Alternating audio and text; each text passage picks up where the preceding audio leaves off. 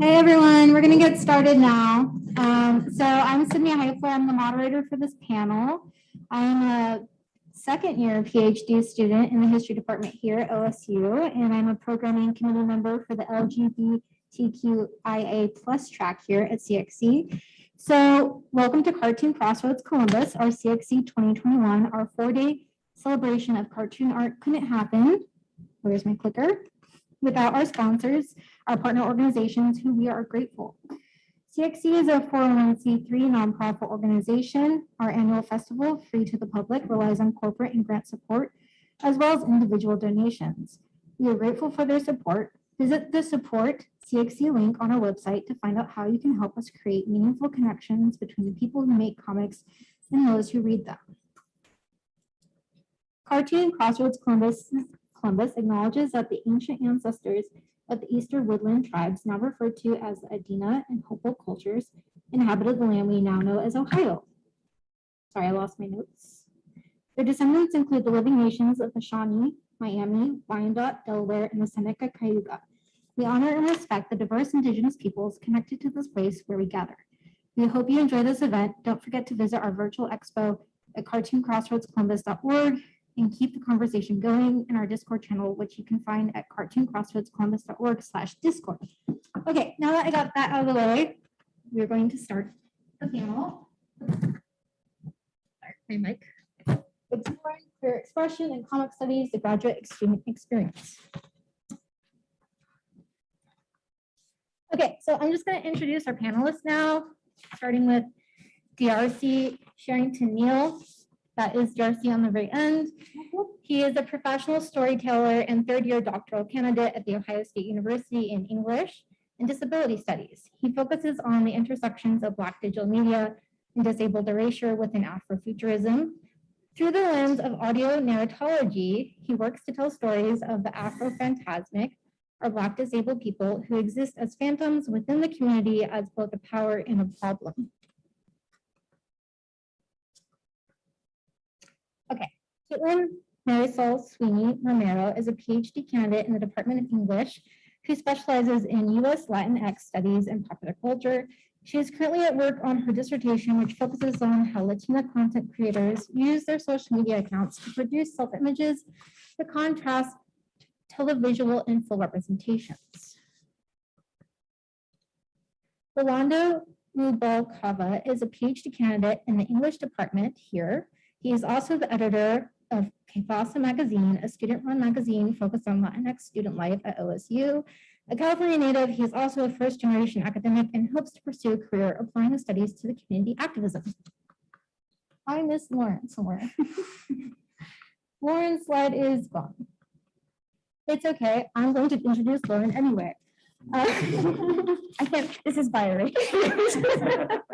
This is an example. No.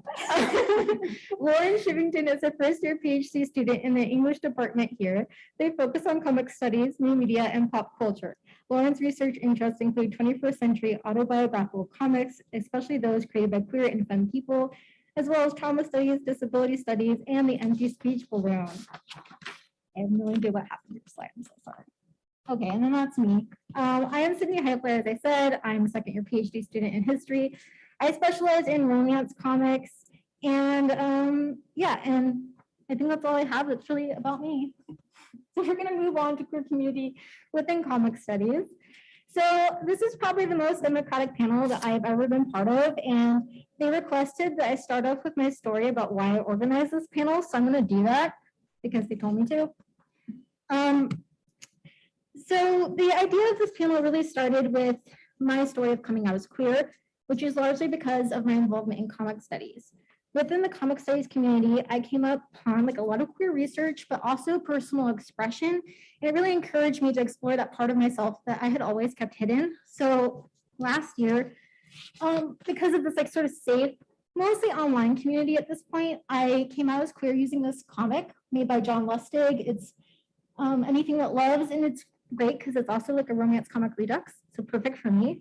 I use that to come out as queer. And yeah, but then I kind of felt like, you know, I really wanted to see if anyone else had these sort of similar stories. And I really love this community. I really feel like it's been created by grad students and kind of held up by grad students. I really wanted to honor them and give them this opportunity. But most of these people have been online, as I said, so it was also kind of like a selfish opportunity to kind of find the community in Columbus and connect with everyone.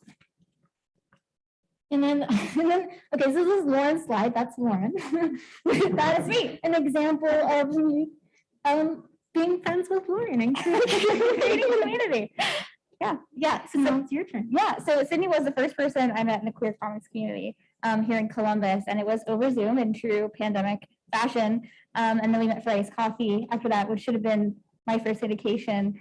Sydney was one of ours, but we basically talked about this panel and like the idea of creating it. I think it was like, do you know any gay people? Yeah, basically.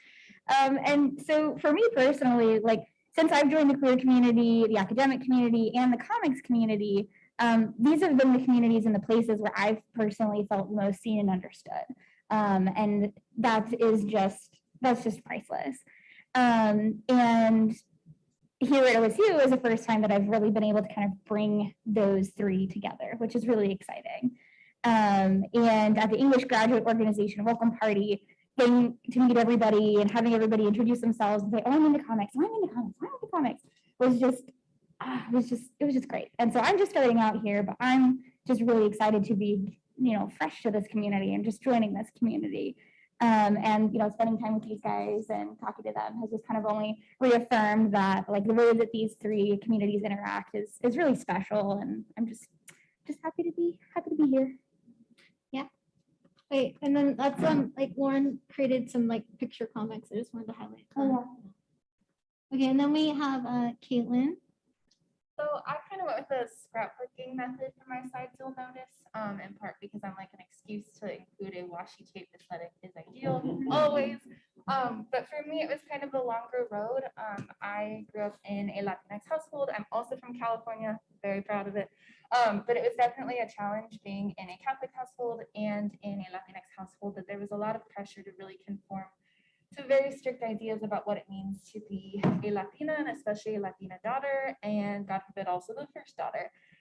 And so it kind of took me going to school to really have a safe space to be able to really think about what identity looked like for me, because up until then I had really thought about it in more of a familial context, and especially kind of in my relationships with other people as a caretaker.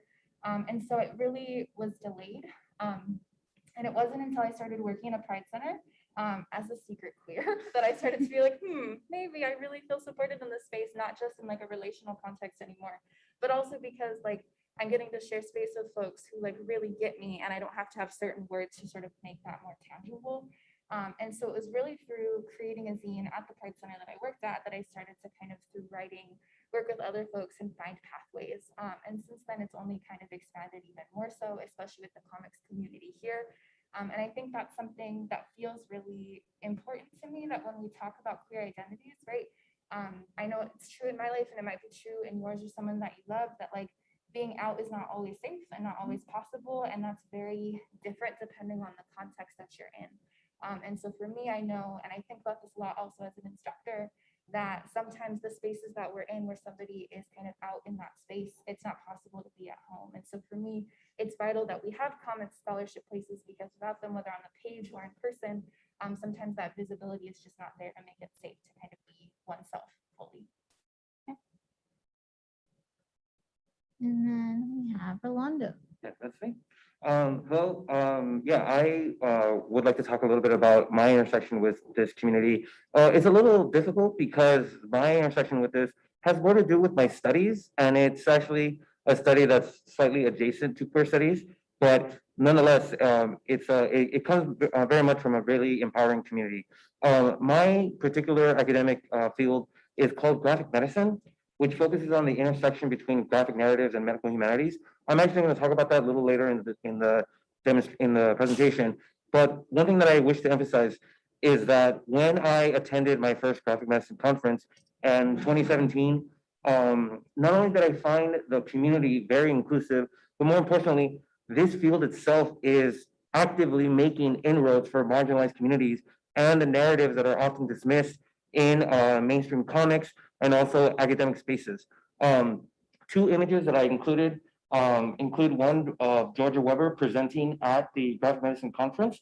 If you look on that PowerPoint slide, it's a kind of like fraction symbol that has trauma over curiosity, where she explains how curiosity is actually the antidote to trauma. I totally recommend researching this.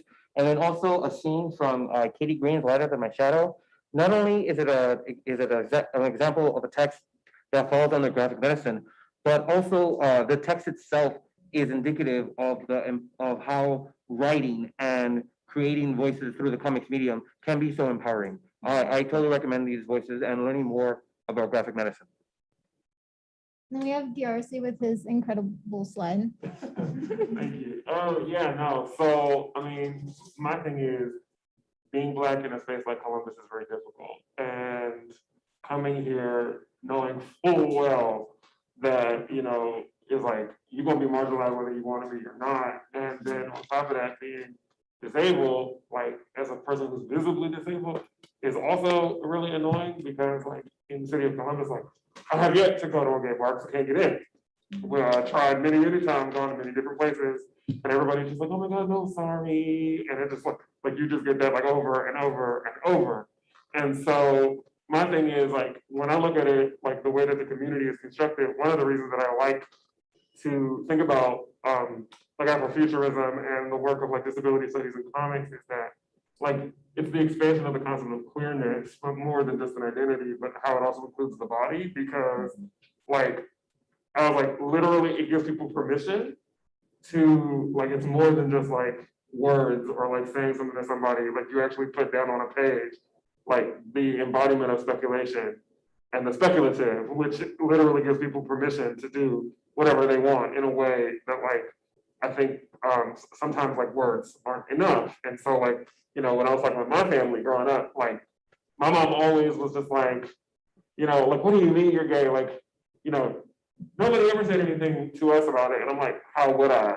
Y'all are both ultra conservative, like uber Baptist people. Like, you would have killed me. I can't have that conversation with you. So I feel like, you know, what you can't say in words, you can often like either draw out or put in pictures. And so, like, this is one of the images that I work with as an illustrator for my dissertation. And, you know, my character is like Black disabled person, and I'll talk more about it later, but like, he's a Black disabled wheelchair user who gets experimented on against his will and then develops superpowers as a result. So, you know, for me, it's just like this combination of things that just kind of like fit in just the right way. But I am happy to be here. I'm happy you're here too. No, so we were talking about this when we met last week, and we were like discussing how this connected to our personal research. And I, unfortunately, my research is on very straight romance comics about white straight people, for better or worse. But I mean, I think being a queer person in the queer community has definitely influenced how I approach that research. But I think everyone else on this panel has much more interesting ways of interacting with that. So I kind of wanted to open that discussion now. And you already kind of started or ended with it, DRC, when you, so like, let's go ahead. Yeah, so, I mean, I have a different slide that kind of goes into it a little later, but so basically what I'm doing is this concept of a thing called Afrophantasm, which, like I said, is the superpower that my character develops is the ability to turn into a ghost. And like, you know, he has, like, it's a digital ghost that has the ability to manipulate like anything electronic, which in 2135 in what used to be New Orleans and is now Neo Orleans is everything. So I am taking this idea of what I call Afrophantasm as the stigma that Black disabled people get put on them and how you can like flip that in reverse and like weaponize it. And I'm saying, like, it's based on 4 kinds of concepts in the critical race theory, in rhetoric, in disability studies, and Afrofuturism. And like kind of combining all of those theories together creates this principle that allows my character and other people like in my research to kind of embody this idea of like, not only do we know what you're doing to us, but we're going to use it against you. So basically, you know, it's like this idea of knowing that you're invisible. Because like, for example, in graduate studies, this is my seventh and final degree. I'm not doing anything else for the love of God. But I didn't want it to be like that, but I mean, this is my fourth or fifth school, and out of every single program that I've ever been in since I started university, I have always been the only person in a wheelchair and always the only Black person in almost every room. And so it's like, you know full well like what you are when you get there. And so it's like, for some people, they're just like, well, I hate this, I'm going home, I hate the invisibility of it. Whereas I'm trying to convince people that like, that's actually very useful if you can recognize it and use it to your advantage. So my example is Billy Porter in the show Pose, who before we even knew that he had HIV, because he just told everybody that, but he knew he was HIV positive from 2000, I think it was 2007, and that was when he was diagnosed. He channeled the embodiment of what it is to be an HIV positive person into his audition for the role of Pose, using the stigma that people put on HIV positive people, which inevitably gave him the role, which gave him the Emmy, and he's the first Black man in history to ever win Best Actor. So like it is an articulation of extreme embodiment and the embodied knowledge that a person has within their body that allows them to do these things. Because I would say that had he not had HIV, he wouldn't have won the Emmy. I would argue that like it gave him the knowledge to do that. Okay, I think for the sake of time, do you mind if we go on to Rolando, and then we'll come back if we have more time. So Rolando, why don't you tell us what you said more about, a little bit more about your research? Yeah, thank you. So yeah, graphic medicine is definitely a field where not only do I feel that is a very inclusive space, but in its methodology, it's actively making inroads for marginalized communities. And one way that it does so in its academic work is by producing research that actively resists the idea of the universal patient. So if we think about medical humanities, we think about narratives that have to do with illness or trauma or seeking care. And it's so easy to have a story appropriated based on Western medicine or what I'm blanking on this term, or I guess like how we practice medicine. Graphic medicine comes along and tries to lift the narratives that are actively stories that are often dismissed. So, and a really good example of that is how a lot of the comics in graphic medicine are autobiographical. Another way that graphic medicine does this is by actively trying to subvert binary opposition relationships in narratives. So with graphic medicine, you have ill or sick versus healthy. And in queer, in a lot of narratives, we have the heterosexual and the homosexual. Both of these fields are actively interested in subverting that binary and making sure that that space is recognized by its readers. Again, not only is Georgia Weber's Dumb and Lighter Than My Shadow good examples, but I think the text where these come from themselves actively tells us where this study comes from. These are both excerpts from a text called Graphic Medicine Manifesto, authored by these four authors et al.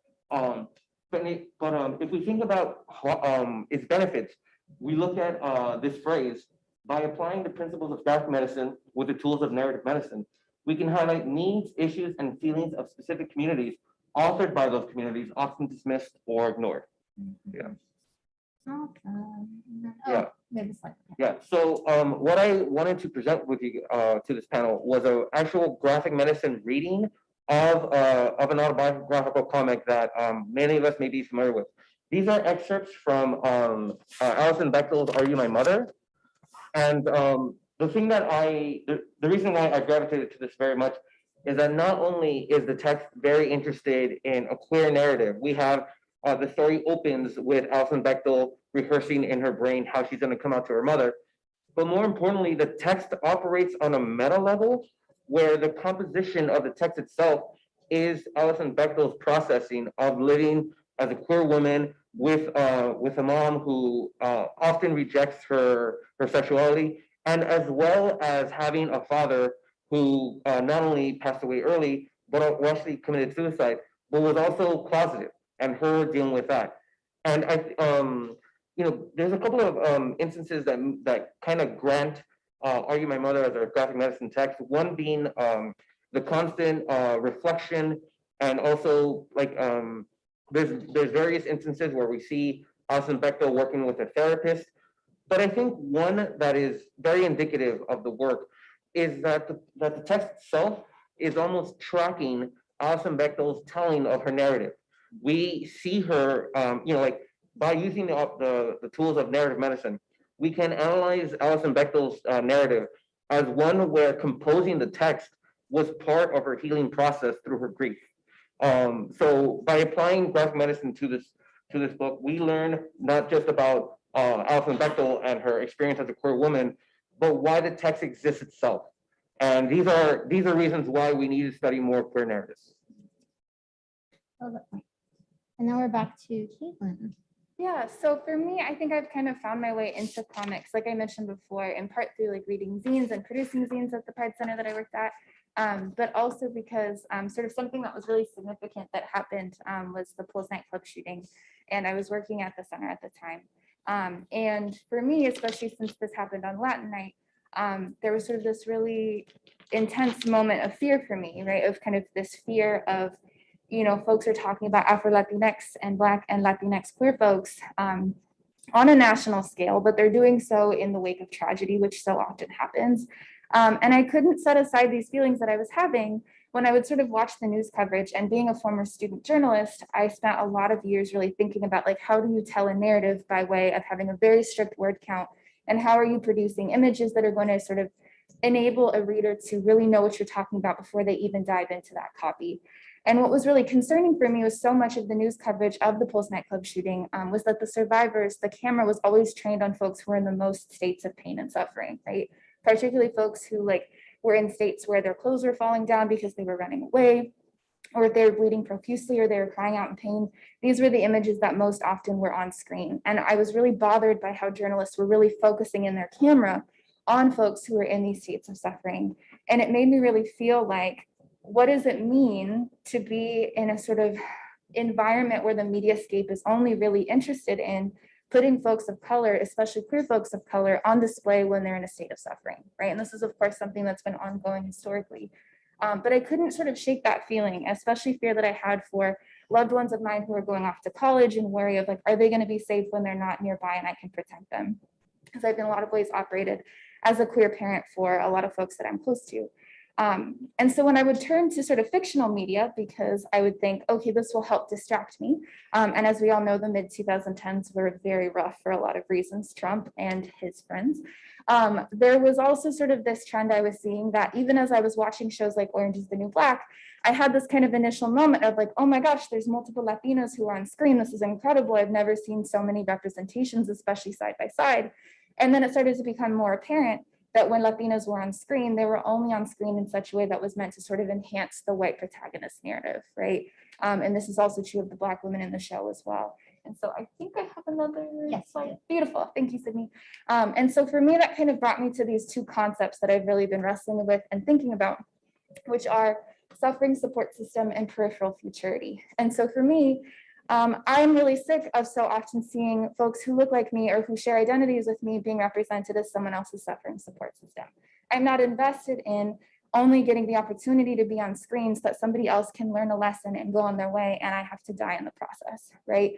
And for me, shows like Orange is the New Black so often reinforce that narrative, especially in environments when they have ensemble narratives where they're sort of presenting this possibility of through representation, you're going to possibly achieve some kind of human, kind of just human existence, right? Whereas for me, I think that so often we see that television is really invested in maintaining a white protagonist, especially one who is straight, who is able-bodied, right?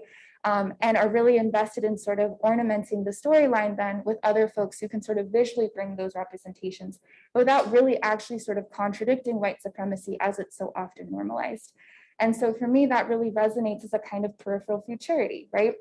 That so often we watch TV shows and we see a character and we're rooting for them and we're invested in them. And we find out kind of often too late, as they do, that the chance at a future that they've been advertised or offered throughout the narrative is only offered so long as it's beneficial to that white protagonist. And so for me, what was really kind of a salient flip side to that in so many ways was the Love is Love anthology that was released by Image Comics. to support survivors of the Pulse nightclub shooting. And the reason why it was so sort of precious to me was that I was seeing all of these various narratives of folks coming out to their parents or lamenting and being frustrated with sort of the mainstream news media that only kind of traffics in these depictions, right? And so for me, kind of in some similar ways to what Rolando was speaking to, of kind of close reading, what does it look like to tell our own stories, right? Or to author one's own narrative instead of being forced a representation onto your shoulders. For me, something like a Love is Love comics anthology for a cause creates those kinds of environments. And so that has really prompted me to dive more into autobiographical comics and memoir comics, because it sort of opened up those doors of like, what would that look like if I stopped looking exclusively to mainstream media to give me permission to exist as a queer Latina?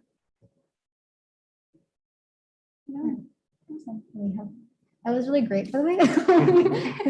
Now they'll move on to Lauren and their research. Yeah, mine's like hyper focused comparatively, but this is my current obsession and has been for years. The empty speech balloon, or I'm calling it right now the ESB. Who knows what it's going to be called eventually, but for now, the ESB. There's a curious lack of research about the empty speech balloon. And if comics are, as Scott McCloud said, the invisible art, the ESB is the epitome of that art form. And I can't help making connections to silencing in general and how that fits in with the queer community. There are many different kinds of silences. And these silences cross many mediums and many disciplines, and we're discovering more all the time. And so you can see how these have been used by queer artists. They really can be found all over, but they're not studied, and that's really compelling to me. They're the logo for all of speech in a lot of cases, and once you start thinking about them, you really won't be able to stop noticing them, because believe me, I get random messages all the time from friends and colleagues and everybody just being like, oh, I found this. And there's something just really compelling about how people are using these silences. And I go through in my work a lot of different ways that these are used, but specifically for today, I want to focus on this panel that was just sent to me in the next slide on the left. Somebody just a colleague messaged me on LinkedIn and said, hey, here's this thing. My friend just posted this. And friend is a queer femme comics creator doing this. And this is a new instance as far as I can find. And so this is currently something that I'm kind of mulling over. But it's really interesting the way that queer femme authors use the empty speech balloon, and George Weber as well, and kind of the crossover of using this silencing. So the first one, the ESBs aren't directly tied to anyone's voice, but in the second one, it's signifying the loss of voice, the lack of voice, and therefore lost social interactions by George Weber. So it's the same device, but completely different uses. And so how it's used in the queer community is really compelling because of this silencing and these marginal spaces.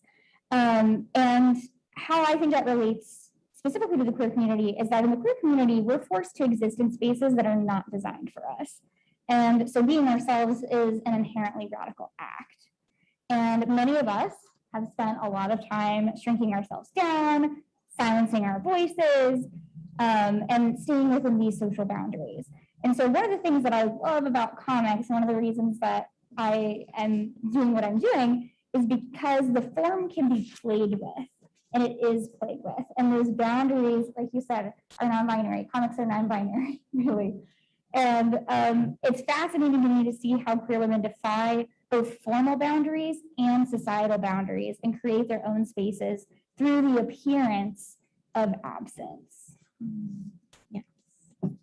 And that really ties in well to the next part with the kind of like the intersection between these studies and the practice, which I will also hand off to Lauren to start with. Is that, do you want me to go? Or do you want to go? Yeah, so this is my art. And so I made comics off and on for years, all through college and grad school. It was really just little things just to kind of simplify my homework and process. It was all just for fun. This is the first year that I've made comics as a form of healing, like you were talking about, right? And it's as a form of processing. to the point now that when I go through new trauma, when I go through new issues, I go home and like just scribble something down. And that's what these are, just kind of sitting in bed, having to try to make sense of it all and go for an hour. And how it kind of, an example from this year of how comics creation and scholarship are just so intertwined is that I met Sydney and I basically was about to submit my thesis for publication, and Amari, who is here today, discovered a new kind of empty speech balloon as I was hitting submit, and so there was no way to add it in, and I was venting to Sydney, and I was like, oh my gosh, there's always more. There's always more to learn. And so Sydney hits me back with, Okay. with their art and that they created, and they actually utilized that concept in Cindy's own work. And so I thought that was just incredible, an example of, scholarship and comics creation informing one another. I mean, I kind of felt a little guilty about it because you told me, and I was just like, interesting. And then I went home and I did this, and then I sent it to you. But as Lauren said, I was really inspired by them while working on this comic. And kind of like the idea is that even though I'm queer, and a lot of my trauma comes from being perceived as a straight woman. And so I try to really use my art and comics as a way to kind of process that trauma and come to terms with it. And you can kind of see this came after I was assaulted, and I had a very hard time talking about it because most of my professors at the time were very straight white men.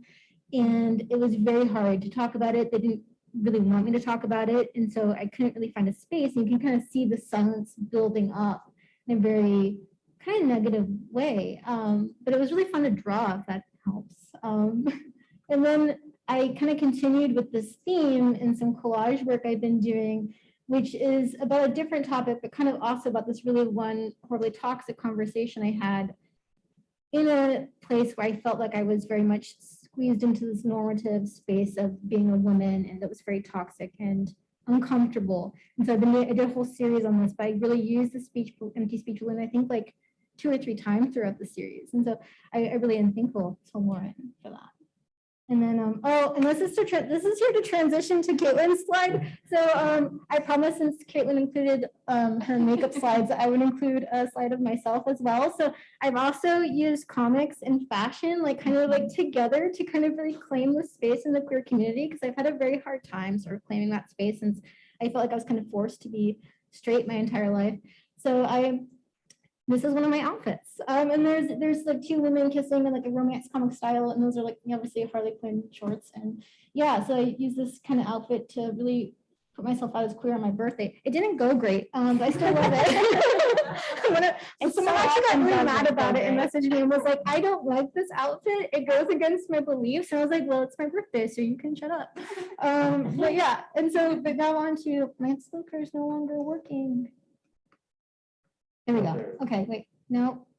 I skipped Caitlin. Where did Caitlin go? Am I gonna go? Okay. Uh-oh.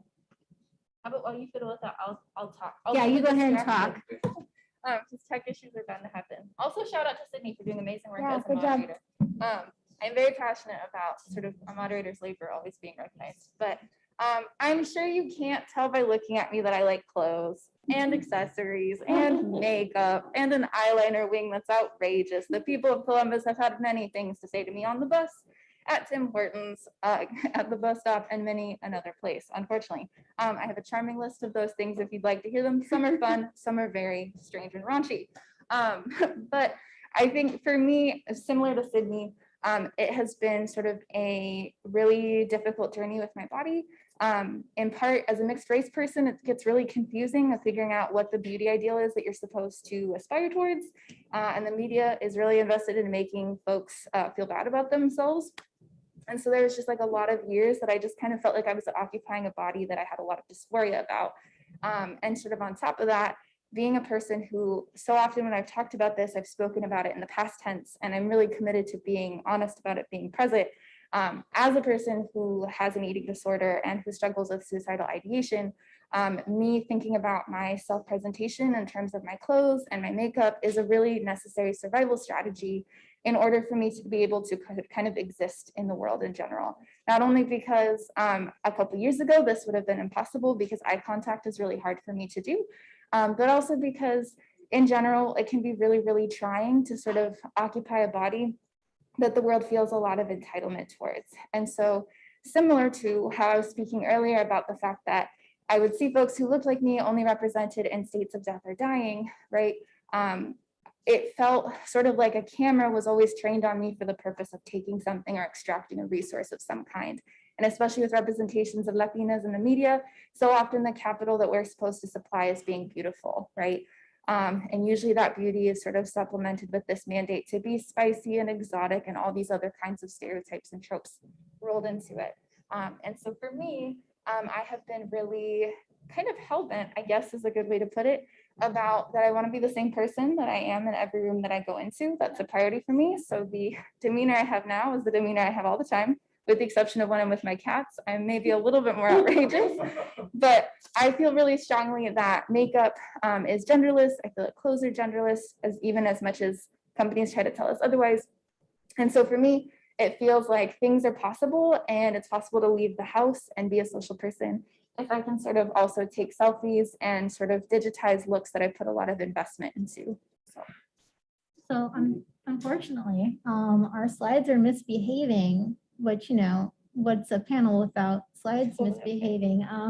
But I yeah, successfully tap danced, so I think I'm so happy. I'm so appreciative to you as a person. I got you back. Yeah, I know you do. So I think we had, I think that since it's been a long time since DRC has spoken, we should pivot to him. No, I mean, I don't got nothing. I mean, the reality is that, I mean, I just wanted to show earlier, so I just want to, Let me go back to that slide. that we that's did. that's the cover of my dissertation.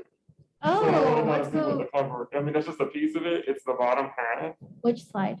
back up top, Okay, that one, that next one. down, one down? That one. Okay.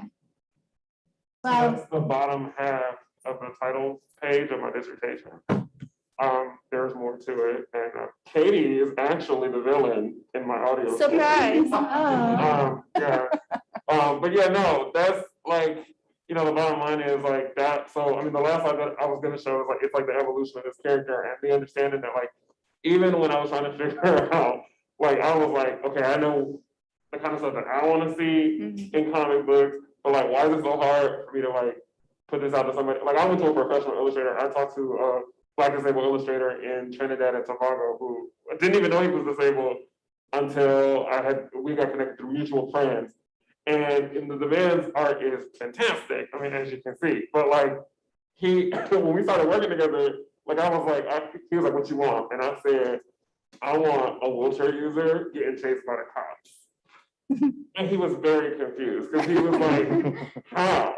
And so like he started sending me all these like medical photos of like wheelchair users in the hospital, and I was like, no, like that's not. And like there was not even a conception for like a way to put energy and like actual coolness into something that is like so divorced from the idea of life. Like life. I told him, I said, I want my front cover to be something you would see in a Marvel movie. I want it to be something you would see like in a movie. I want it to be a shot from a movie. And so that's what I feel like he gave me. But it took a lot to get there. And we had to, I mean, I felt like I gave him a crash course in like disability studies and the concept of like ableism and visual rhetoric. But you know, I feel like it's actually it's also a really good point because a lot of the work that I do in rhetoric is in focusing on, you know, everybody loves talking about Aristotle and the fact that like he began the work of, you know, speech and the orator. But we have just now started talking about the people who listen to that. So like for 2,000 years, folks have been focusing on Aristotle and what he had to say and did not really think about what they heard. And so now we're much more interested in the point of the audience and how the production affects them.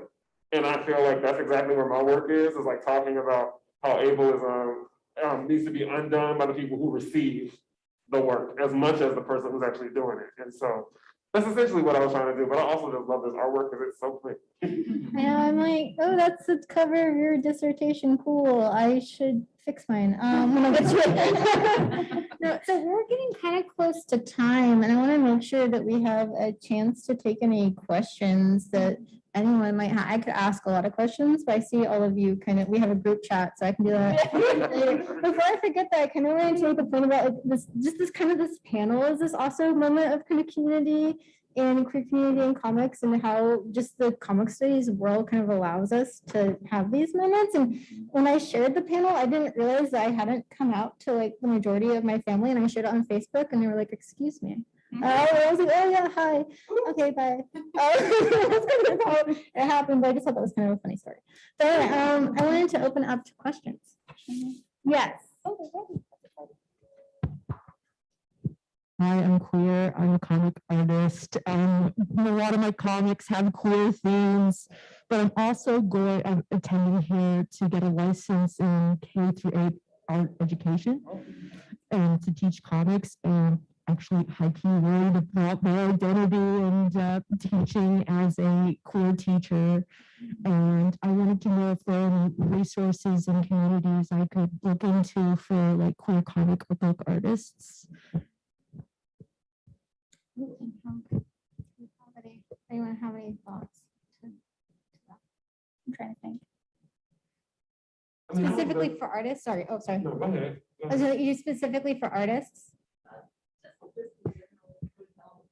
Yeah. How about like I give you my contact I was information? just about to say, cards because we have like list at home. Like listing them all out is going to take up a lot of time, but definitely let's get in contact.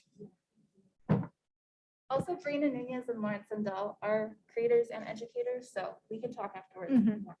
They're great examples. Hello, I have both a comment and a question from our Discord server. The comment is for Caitlin. Everyone appreciates the hat. I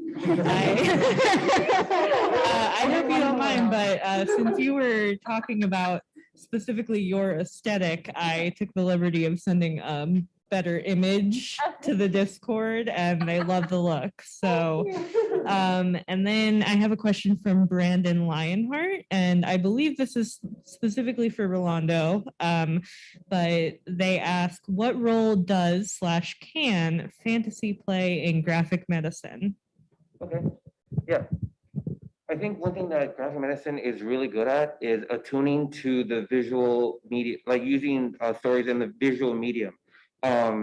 Fantasy does a really good job, like kind of world building or setting its own rules. And in a way, graphic medicine not only embraces that, but actually lifts voices where agency is very much in the making of where you can see the artists utilizing their agency when making these stories. A really good example of that is Katie Green's Lighter Than My Shadow, because not only is it an autobiographical story where we actually see the making of the book as part of her process or healing process, but she also does a really good job weaving in elements of magical realism and fantasy, and also the fictional in an autobiographical narrative.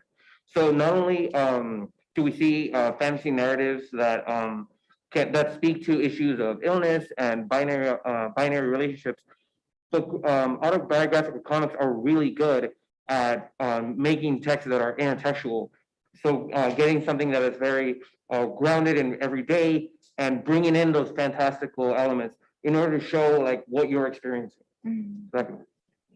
I was gonna say, if I could tap onto that real quick, because I didn't realize, I was like, I think this technically counts as graphic narrative, because theoretically, like my character is all about taking down the medical industrial complex, and like, that's kind of the point of the whole thing.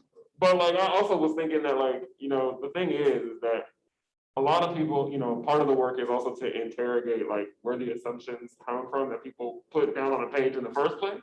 Because like the example that I love to use is Cyborg from DC Comics. Now, a lot of people look at Cyborg and they're like, like this is like the perfect example of representation, because he is like the black character on the Titans. He exists. He was in the movie, although I'd argue that what happened to Ray Fisher is indicative to what happens in the character in real life too. So it wasn't an accident for me for that to be full circle. But that said, you know, it's like, but when you think about, for example, the character of Cyborg, it's like people are so willing to just stop there. And I'm more interested in the question of like, so you got a man who has a head, who has a disembodied head on top of a ginormous computer.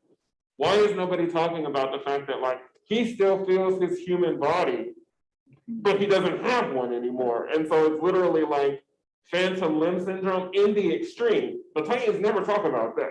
They don't talk about the fact that like in disability studies, we talk about spoon theory, energy, the amount of energy that it takes for a person to, that is literally showcased as his battery.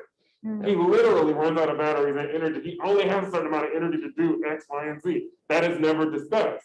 People don't talk about the fact that like he's made of chrome and metal, but that comes from the World's Fair and this idea of chrome and androids from like 1930 and 1929. The entire conception of science fiction is built on white racist ideology. And so it's like forcing people to recognize that you have a Black superhero encased in white science fiction.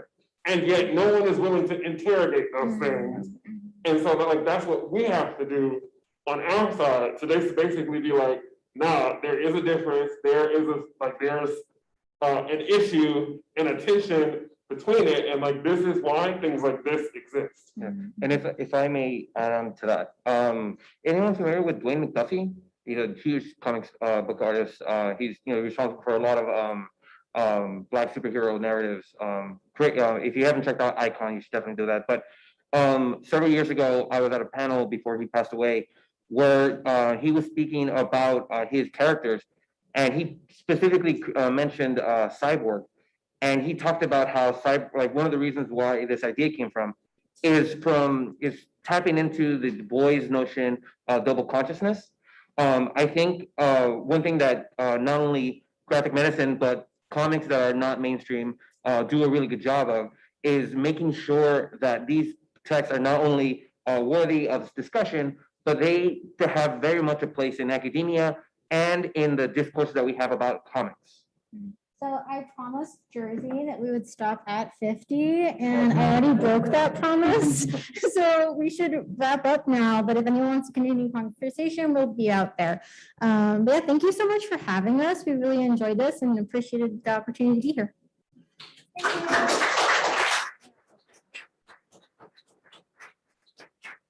you.